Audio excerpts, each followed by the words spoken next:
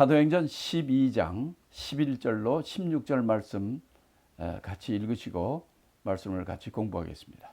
이에 베드로가 정신이 나가 가로되 내가 이제야 참으로 주께서 그의 천사를 보내어 나를 헤롯의 손과 유대 백성의 모든 기대에서 벗어나게 하신 줄 알겠노라 하여 깨닫고 마가라 하는 요한의 어머니 마리아의 집에 가니 여러 사람이 모여 기도하더라.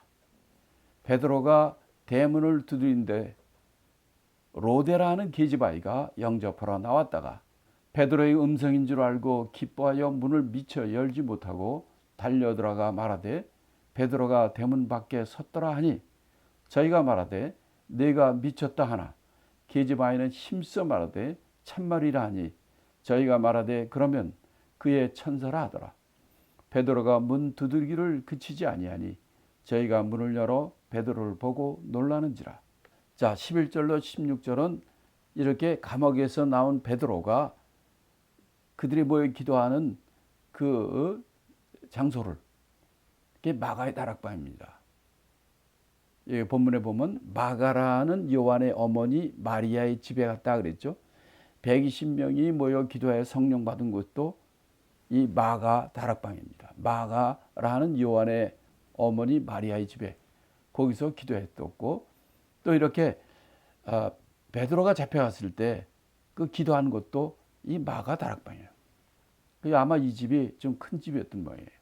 그래서 이 베드로가 거기서 나와가지고 뭐라고 베드로가 얘기하냐면 주께서 천사를 보내요 나를 헤롯의 손과 유대 백성에게서 벗어나게 하심을 알았다, 이렇게 얘기합니다.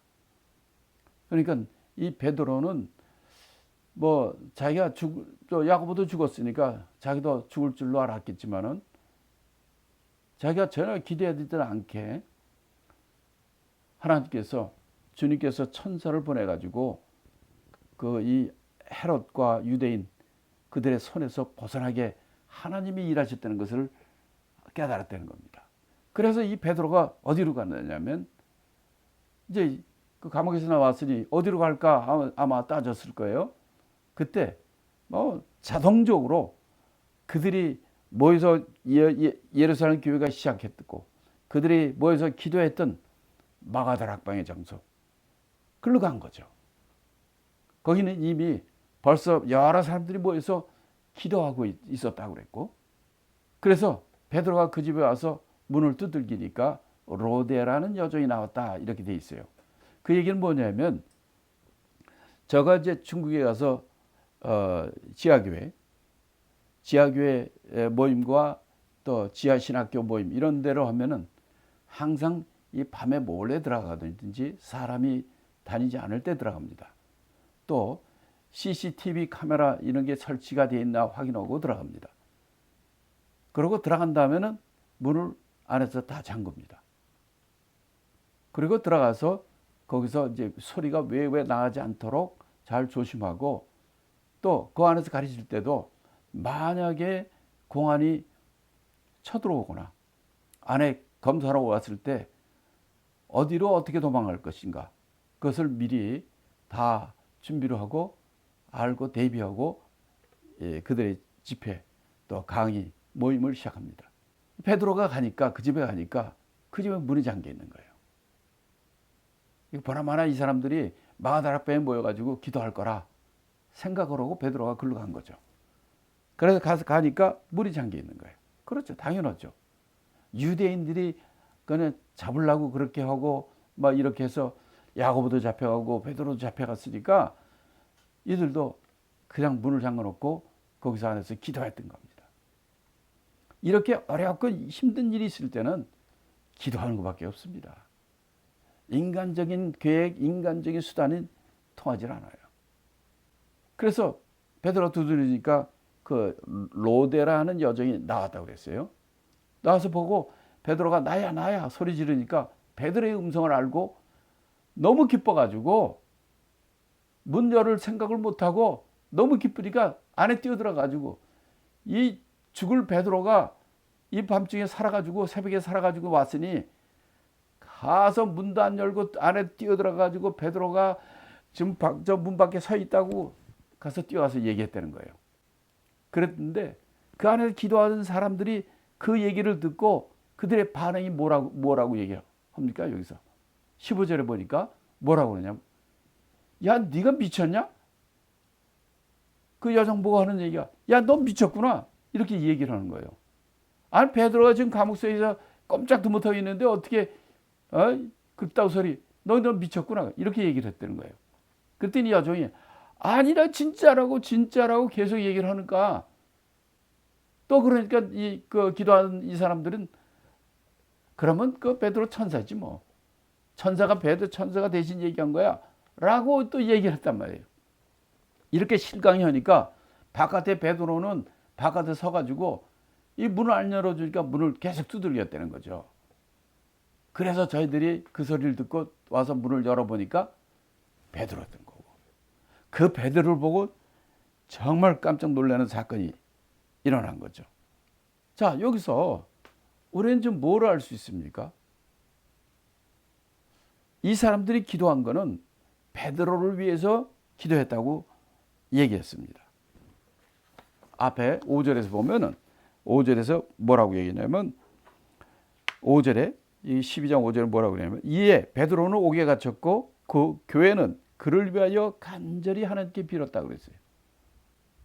베드로가 목이 잡히고 이제 죽게 됐으니까 그들이 온 교회가 합심해서 베드로를 위해서 간절히 빌었다고 그랬어요.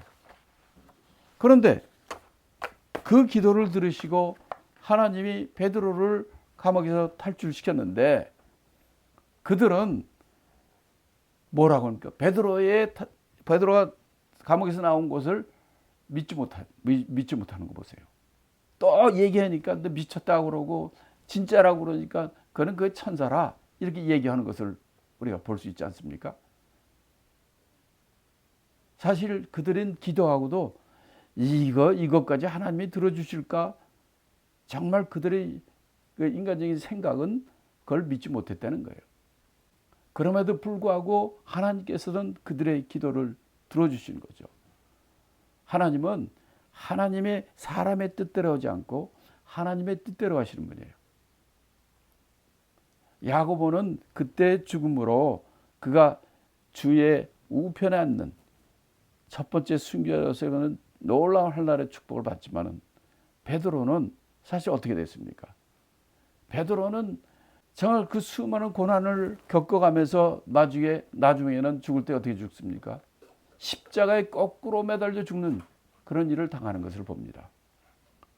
그는 베드로가 정말 하나님이 보실 때 베드로가 가지고 있는 그의 인성과 그의 재능과 그의 삶의 목표, 하나님 그를 만드신 그의 목표가 정말 그렇게 그때까지 그렇게 일하고도 복을 받을 수 있는 하나님의 사람이기 때문에 그렇게 하는 거죠. 여기서도 우리 그렇게 기도했음에도, 그들은 온 교회가 그렇게 기도했음에도, 베드로를 위해서 기도했음에도 실제로 베드로를 하나님께서 천사를 통해서 그를 감옥에서 탈출시켰지만은 현실을 봤을 때 그걸 믿지 못할 정도로 놀라운 이적이 일어난 것을 봅니다.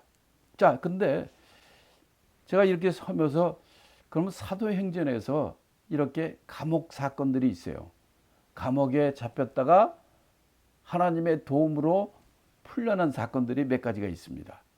그래서 그 중에 세 가지를 내가 생각해가지고 앞에 적었습니다. 처음에는 사도행전 5장에 보면 이 유대인들이, 바리새인들과 이 사두개 공회원들이 사도들을 잡았다고 했어요. 한 명이 아니에요. 사도들을 잡아가지고 옥에 가두었는데 주의 사자가 밤에 옥문을 열어 끌어냈다고 그랬어요. 그래가지고 그 뭐라고 그러냐면 성전에 가서, 새벽에 성전에 가서 외치라고 그랬어요. 여기에서도 그들이 사도들을 잡았지만 주의 사자가 그 밤에 그들이 다 가둬놓은 그 옥에서 기적적으로 빠져나가잖아요. 그래서 거기 가면서 지키는 자도 몰랐어요. 아침에 야 그들 데려오라 그러니까 이들이 가서 감옥 안에 보니까 사도들이 없는 거예요. 감옥 안에. 이렇게 하나님의 이들은 인간적으로 그들을 잡아놓지만 하나님이 필요해요. 하나님께서 보시니까 하나님께서 그들을 거기서 기적적으로 빼내는 사건이 사도행전 5장에 기록되어 있습니다. 지금 사도행전 12장 7절에도 주의 사자가 나타나가지고 옆에 군사가 둘이 함께 같이 있고 이 쇠사슬로 묶여 있는 그를 하나님께서 천사를 통해서 무사히 살짝 빼내는 것을 우리가 보지 않았습니까? 또 사도행전 16장 26절에도 이렇게 얘기합니다. 이에 호련히 큰 지진이 나서 옥토가 움직이고 문이 곧 다 열며 모든 사람의 매인 것이 다 벗어진지라. 바울과 실라의 경우에 그들이 귀신을 쫓아내는 일로 귀신 들린 자에서 귀신을 쫓아내는 일로 그들이 얻어맞고 많은 매를 맞고 묶여서 감옥소에 들어가 있을 때 밤에 그러니까 찬송과 기도를 했다는 거예요. 이럴 때 호련히 큰 지진이 나서 옥토가 움직이고 문이 다 열리고 사람 매인 것들이 다 벗어지는 이런 역사가 일어나는 것이 사도행전 16장에 기록되어 있습니다. 저는 아직도 하나님의 이적, 하나님의 놀라운 이적을 믿습니다. 저도 중국에서 많이 잡혔지만 기적적으로 하나님께서 거기서 빼주는 사건들, 이런 사건을 실제로 제가 체험을 한 사람입니다. 지금도 하나님은 살아계시기에 하나님의 이적은 일어납니다. 그런 하나님의 살아계심을 우리가 확정하고 하나님 나와 함께 있는 걸 확정하는 그런 이적의 사나이, 이적의 하나님의 귀한 성도, 예수님의 제자가 되기를 예수님을 축원합니다. 또 여기 보면은 자 17절부터 이제 17절부터 우리가 하나님의 말씀을 또 보겠습니다. 17절부터 19절의 말씀을 읽겠습니다. 베드로가 저희에게 손짓하여 정용하게 하고 주께서 자기를 이끌어 옥에서 나오게 하던 일을 말하고 또 야고보의 형제들에게 이 말을 전하라 하고 떠나 다른 곳으로 가니라.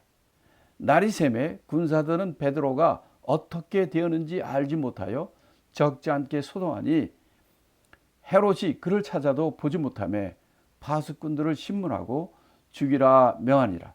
헤롯이 유대를 떠나 가이사라로 내려가서 거하니라. 자, 이 17절부터는 이제 베드로 얘기를 먼저 얘기합니다. 자, 이렇게 기도하는 마가다락방에 갔을 때 베드로가 이거 내가 여기 있다가는 이 사람들도 해를 입을 것 같으니까 그들에게 조용하라 이렇게 얘기를 하고 자기가 어떻게 주님께서 자기를 어떻게 옥에서 나오게 했는가 그걸 간단하게 간증하고 그 다음에 세 번째는 야고보와 형제들에게 이 말을 전하라 하고 떠나서 다른 곳으로 갔다는 거예요. 자, 이 베드로가 바로 그 기도하는 그 사람들을 배려하는 것을 우리가 볼 수 있습니다. 베드로가 거기 가서 숨어 있다. 그러면 걔들은 즉각적으로 거기 와서 수색할 거예요. 그러니까 바로 주님께서 자기를 이끌어내신 것에 대한 간증을 해주고 또 이 야고보와 왜냐하면 자기가 다른 곳에 피해야 되니까 그 다른 사도들에게 이렇게 이런 부탁을 하고 그는 다른 곳으로 떠나갔다 그랬어요. 그러면 베드로가 다른 곳을 갔다는데 도대체 어디로 갔는가 하는 것입니다. 자, 이 베드로의 행적에 대해서 성경에 많이 나와 있어요. 자, 베드로의 행적에 보면 베드로가 다른 곳으로 갔다 했는데 그래서 성경에서 베드로가 행적에 관계된 것을 찾아봤어요. 갈라디아서 2장 11절에는 이렇게 얘기합니다. 게바가 안디옥에 이르렀을 때에 책망할 일이 있기로 내가 먼저 저를 면책하노라. 게바는 베드로의 딴 이름이잖아요. 그러니까 베드로가 어디로 갔다는 거예요? 안디옥에도 갔었던 거예요. 그다음에 고린도전서 9장 5절에도 보면 우리가 다른 사도들과 주의 형제들과 게바와 같이 자매된 아내를 데리고 다닐 권위가 없겠느냐. 그러니까 여기서 우리가 알 수 있는 것은 게바, 베드로죠. 베드로는 그가 많은 곳에 사역 걸어 다닐 때 자기 아내를 데리고 다녔다는 거예요. 처음에는 지가 혼자 많이 다녔는데 아마 이렇게 자기를 도운 아내가 정말 필요한 것을 느끼고 또 이렇게 부부가 일심으로 하나님의 사역을 같이 하는 것을 우리가 봅니다. 그러니까 이 고린도 교회 사도 바울이 고린도 교회 고린도 전서 편할 때 이렇게 베드로 얘기를 하는 거예요. 이렇게 게바가 베드로가 아내하고 다른 지역에 이런 곳에 많이 다닌다는 것. 이 고린도 교회도 왔다는 것을 알 수가 있죠. 또 베드로전서 1장 1절에 보면 베드로전서는 사도 베드로가 쓴 편지죠. 여기 보면 이런 얘기가 나옵니다. 예수 그리스도의 사도 베드로는 본도와 갈라디아와 갑바도기아, 아시아, 비두니아에 흩어진 나그네에게 이런 소식을 전한다. 그 얘기는 뭐냐면 베드로가 이런 지역들을 다니면서 그들에게 가르쳐주고 지도하고 훈련시키고 하는 것을 우리가 알 수 있는 거죠. 그러니까 베드로가 예루살렘에만 있었던 거 아니에요. 아니 그 전까지는 예루살렘에 많이 있었지만 우리가 이 사도행전 지까지 보면서도 그가 유다 여러 지역에 다니고 또 그 주에 안디옥까지도 오고 여기는 이제 갈라디아, 본도, 갈라디아, 갑바도기아, 아시아, 비두니아 이 여러 많은 지역에 다니면서 그가 사역을 한 것을 볼 수가 있습니다. 아마 이게 이 헤롯 왕이 그를 죽이려고 해서 그래서 하나님이 빼주심으로 이제 베드로의 사역의 그 영역이 이렇게 넓어진 것을 우리가 알 수 있습니다. 자, 그러면 20절로 23절 우리 다 같이 읽겠습니다. 헤롯이 두로와 시돈 사람들을 대단히 노여워하나 저희 지방이 왕국에서 나는 양식을 쓰는 거로 일심으로 그에게 나와 왕의 침수 맡은 신하 블라스도를 친하여 화목하기를 청한지라. 헤롯이 나를 택하여 왕복을 입고 위에 앉아 백성을 효유한데 백성들이 크게 부르되 이것은 신의 소리요 사람의 소리는 아니라 하거늘 헤롯이 영광을 하나님께로 돌리지 아니하는 거로 주의 사자가 곧 친히 충이 먹어 죽으니라 라고 나옵니다. 그러니까 결론이 뭐냐면 이렇게 권세가 많고 그 영광과 모든 이 세상의 권위를 가진 이가 그냥 벼랑간 이렇게 벌레 먹어 충이 먹어 안에 벌레가 생겨가지고 고통 일주일 동안 고통하다 죽었다는 겁니다. 자, 여기서 근데 20절 22절 그 앞부분에 보면 이런 얘기가 나옵니다. 헤롯이 두로와 시돈 사람들을 대단히 노여웠다 그랬어요. 두로와 시돈은 베니게라는 지역이에요. 그 지중해 예루살렘과 안디옥 사이의 중간 지역에 예수님도 많이 갔던 지역인데 여기 사람들하고 관계가 나빴다는 거예요. 그런데 이 두로 시돈 사람들이 고집이 세고 장사 속에 있고 그래서 헤롯의 지배를 안 받고 사이가 안 좋았다는 거죠. 그런데 문제는 이 두로 시돈 사람들이 먹고 살아야 될 거 아니에요. 그런데 그들이 먹는 양식은 어디에서 나오느냐? 헤롯이 지배하는 헤롯 왕국. 그러니까 이 가나안 땅에서 나오는 거예요. 그 양식을 그들이 수입해서 그걸 먹고 살아야 되는 거예요. 그런데 이 사이가 나쁘잖아요. 그렇게 안 되겠으니까 이 헤롯 왕의 그 신하 블라스도라는 사람이 있어요. 그래서 그를 통해서 그를 브릿지 다리로 해가지고 이 헤롯 왕하고 화목을 청하니까 헤롯 왕이 이제 그들을 많은 사람들 앞에 그가 드디어 딱 나오게 된 거예요. 그때 헤롯 왕이 은빛의 그 왕복, 왕의 멋있는 은빛 왕복을 입고 아주 그냥 큰 이쁜 그 왕자에 앉아가지고 그가 퍼블릭 어드레스, 그러니까 그들에게 연설 말을 하는 그런 그 자리와 시간을 만드는 거예요. 그러니까 이 두로와 시돈 사람들은 이 헤로드한테 잘 보여야 뭐 양식을 구할 수가 있잖아요. 그러니까 사람들이, 거기 있는 사람들이 헤로드 왕이 말씀 전할 때, 그러니까 연설할 때, 와, 그 말을 하는 것이 너무나 말을 잘한다고 그래가지고 이거는 사람의 소리가 아니라 신의 소리다 라고 그냥 막 아첨을 했다는 겁니다.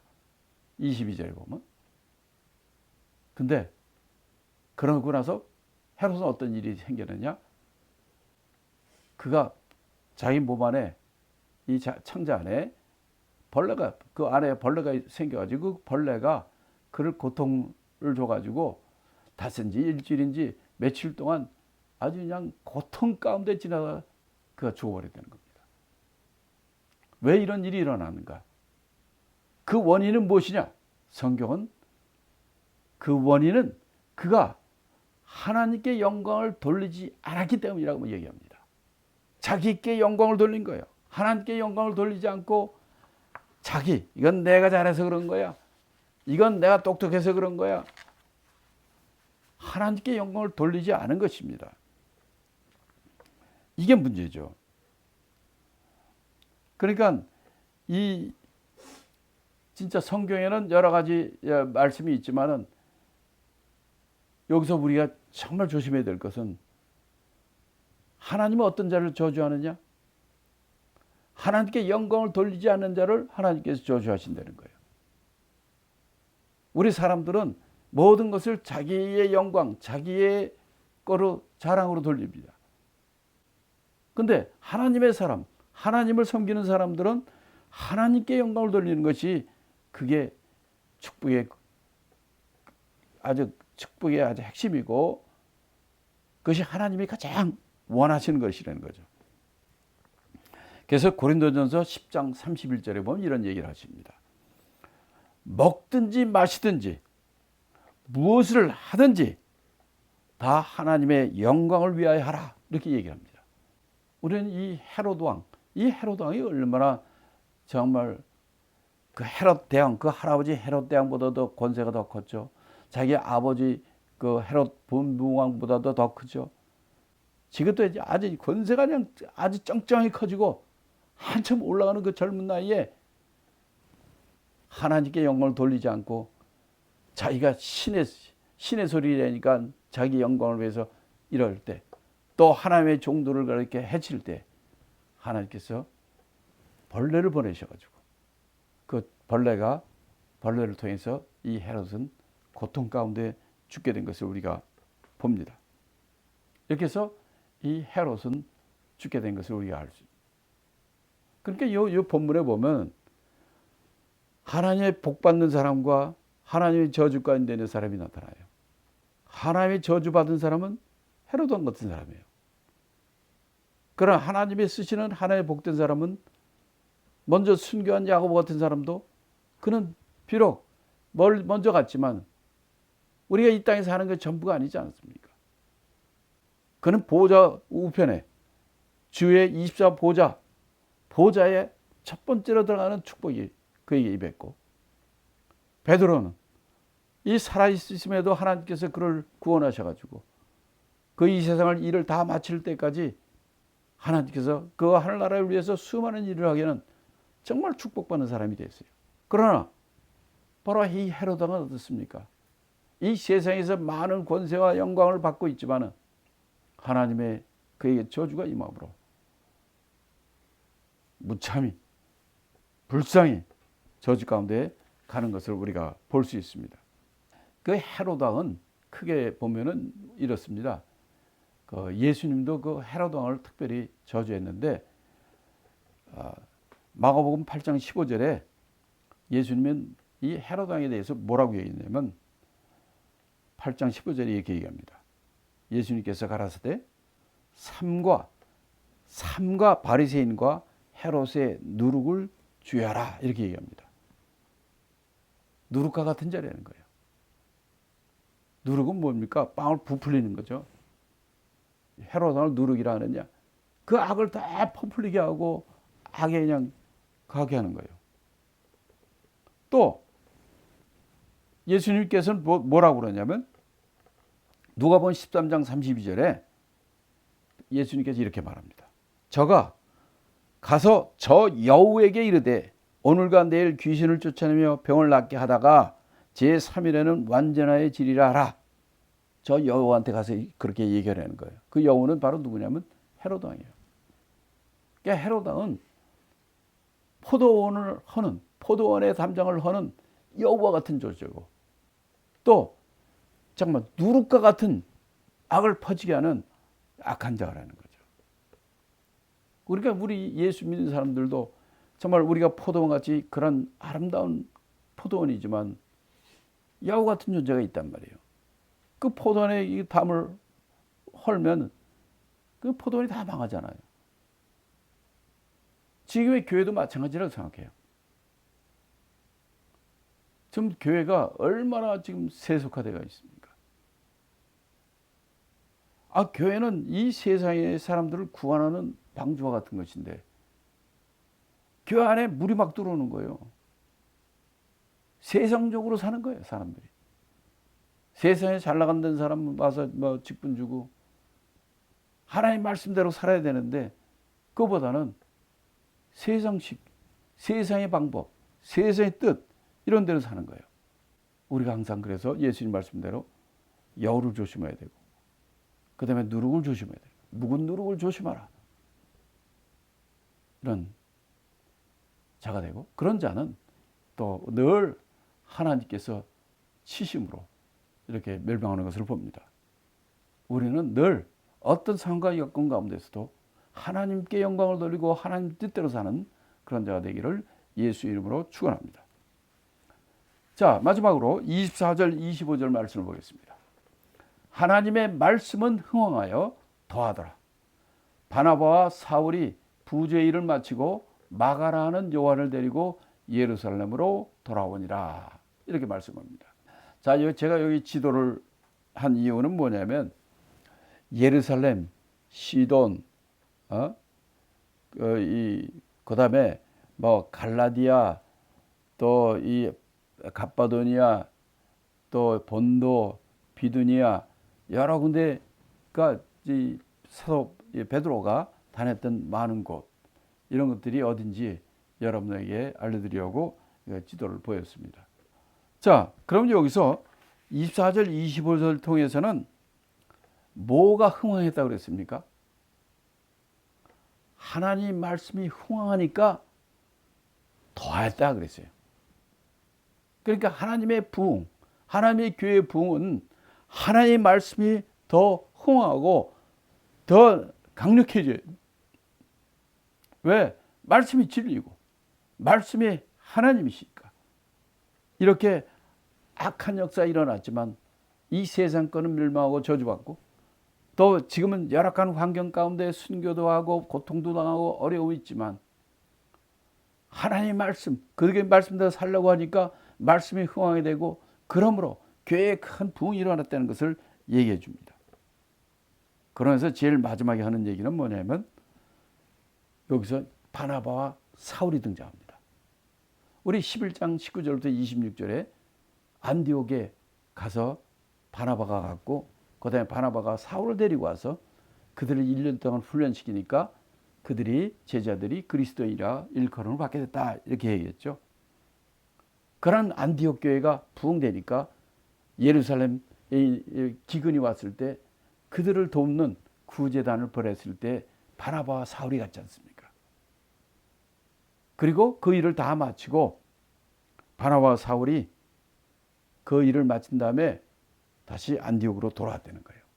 예루살렘에서 안식으로 돌아갈 때 누구를 데리고 왔다? 마가라는 요한을 데리고 왔다는 거예요. 마가라는 요한은 누굽니까? 마가다락방 그 집 아들이에요. 이 사람이 누구냐?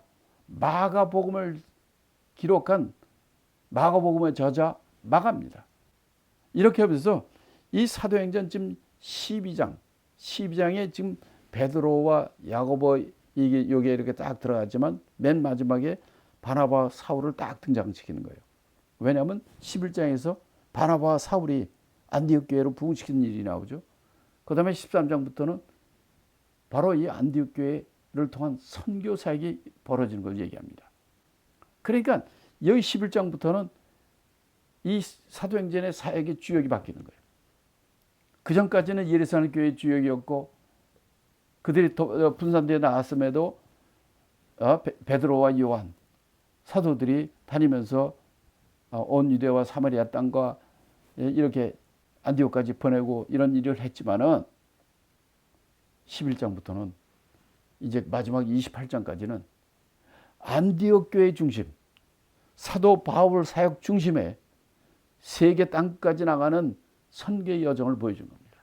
이런 일을 하기 위해서 지금까지 1장부터 11장까지 일이 된 것이고 또 일이 이루어지려면 그 전까지는 이 교회가 유대인, 할례받은 유대인들이 중에서 예수를 믿으면 구원받는 일이 일어나는 것을 생각했지 저주받은 이방인들이 하나님이 구원한다는 생각을 못했던 이들이에요. 하나님께서는 베드로의 사건을 통해서 베드로가 여러 짐승을 잡아먹으라 하니까 난 부정한 거 못 먹습니다. 그걸 3번의 환상을 통해서 베드로의 바로 신앙관을 바뀌어줍니다.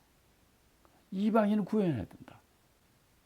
그 사건을 통해서 지금 11장부터 13장 쭉 계속해서 앞으로는 이제 유대인뿐만 아니라 이방인까지 세계 선교의 그 장면을 하나님께서 지금부터 이제 보여주는 겁니다.